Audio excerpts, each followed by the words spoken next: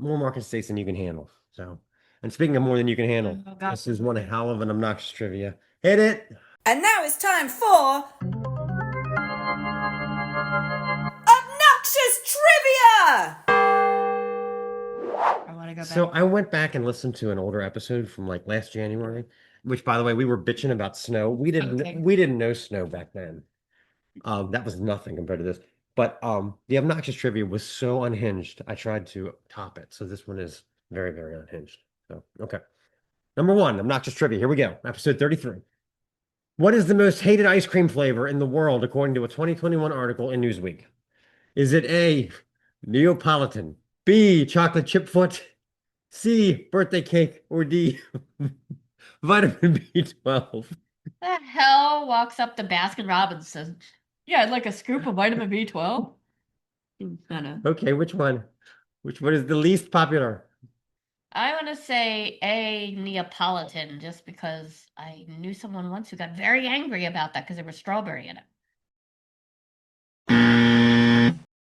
No, I'm sorry, that's incorrect. That was the second least favorite. That's close. The worst was birthday cake and cake batter. Birthday cake slash cake batter. That was the most Huge that was fan. the most hated or least favorite of all. So yeah. Chocolate chip foot was not on the list, believe it or not. So okay. 0 for 1. Jeffrey Dahmer's freezer? All right, number 2. According to the New York Post, which is the least known fact about toenail clippers? A, schizophrenics should never use them. Yep. B, the most popular type are made from tungsten. C, the hole in the back is for hanging on your keychain. Or D, they are used for out of control nose hair. That all sounds ridiculous, so I'll go with B. This sounds least ridiculous. The most popular ever made from tungsten. Because you should never carry toenail clippers on your keychain, because that implies you're clipping your toenails on the go. You are incorrect. It is actually C. There was this long article about that people did not know what the hole was in the back. And finally, the reason for the hole in the back of the nail clippers is so that you can hang it on something like your keychain. Yeah. In case, you're waiting for your doctor's appointment. When you're sitting there, you got to trim your nose hairs while you're waiting. So there you go. Ugh. Okay, number 3. Which of these animals enjoys a steady diet of feathers? A, the Turkish mole rat. B, the great-chested grebe. C, the Eurasian dancing elk. Or D, hamsters. Well, hamsters are too close to guinea pigs, and we already talked about my guinea pigs, so that was all vegetables. I have no idea what a grebe is. I don't think dancing elks exist. So, I'll go with the Turkish mole rat. I'm sorry, you're incorrect. It was the great-chested grebe. That's a diving. It's like a duck. It's a diving Duck with bird. feathers? It eats its own feathers, and here's why. Because it vomits them out, and it makes its stomach tougher to eat crustaceans. Oh. It took them forever to figure this out. Why does the grebe eat its own feathers? Well, that's the reason, because it helps their stomach process crustaceans. Maybe that's why our cats keep Interesting. throwing up. Yeah. Toughening up their Okay, stomachs. now number 4, and I was going to make all of the questions about this person, but instead I just made it one. Which of these little known facts about Liberace is true? I wanted to make all of it about I Liberace. watched the movie about his life. Okay, well, good. Maybe you'll get this one. Okay, because you're 0 for 3 at this point. Why? A, he was a collector of exotic candelabra. B, he invented a disappearing toilet. C, 14th Hungarian Rhapsody was his favorite encore. Or D, he worked with the same costume designer as Evel Knievel. I say D is correct. You are 0 for 4. Really? I thought I remembered. He invented a disappearing toilet. He felt you should never walk into a bathroom and see a toilet. So early in his career, he made one that kind of collapsed into the wall. Wow. Yeah. Next week, all the questions are about Liberace. I did watch that. I don't They know. didn't cover that? This was in an incredibly unreliable source. It was actually, that's the thing. There were so many good Liberace questions that I had one, and then I was like, no, this is better. And then, no, this is better. This is actually the third one. Wow. Anyway, all right, well, this has been a very obnoxious trivia. So what'd you think of that one?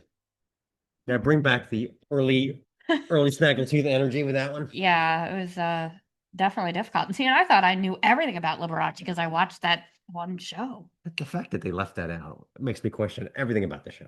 So, anyway, all right, it's time for our snaggle tune, and this is called Happy to be nappy. Dreams are these unhinged movies your brain makes to personally hassle you. You are, in fact, your own worst enemy. Finally, lie down to rest, and my mind goes, cool, let's excavate every worst case scenario you've ever known. Cue all your monsters waiting to feed. Nowadays, most adults have had some kind of recurring dream. They show up during real life stress. Sometimes they'll eventually fade or just continue to roll around in the cerebellum like a spin cycle of doom. This raises an important question. If I'm stressed, why doesn't my brain think of a calm, sunny beach or spa day where no one asks me to do math? Why is it always a psychological version of the Saw movie? I guess there are people that dream about bubblegum and unicorn rides and wake up smiling. I mean, there must be. Think about the phrases we use: dream job, dream team, pitch me, I'm dreamy, etc.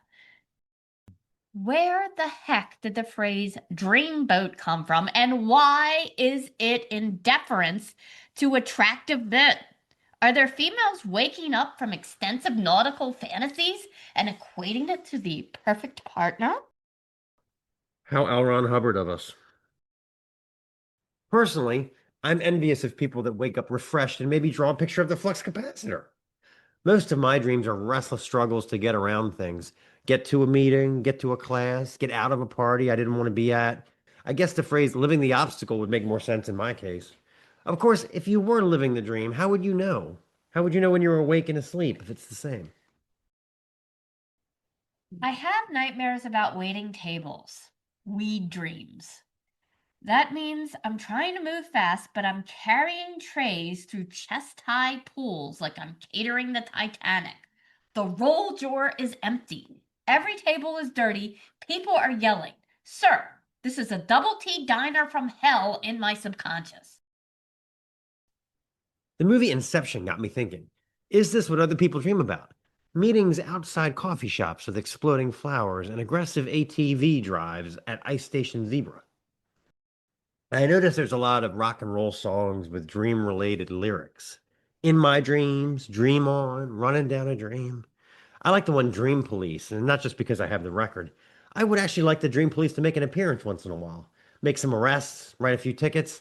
I guess there's been some departmental budget cuts that I'm not made aware of.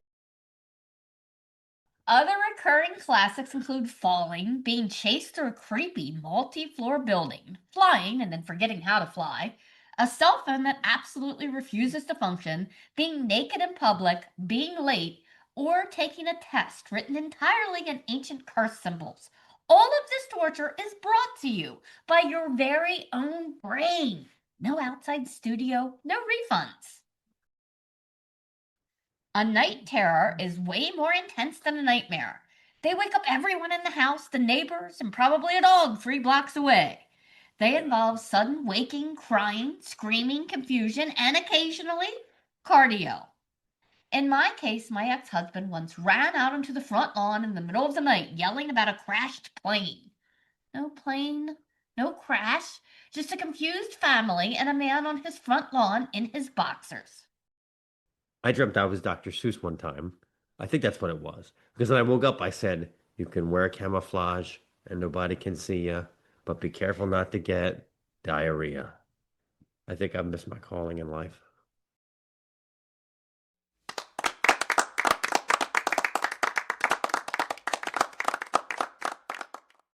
Okay.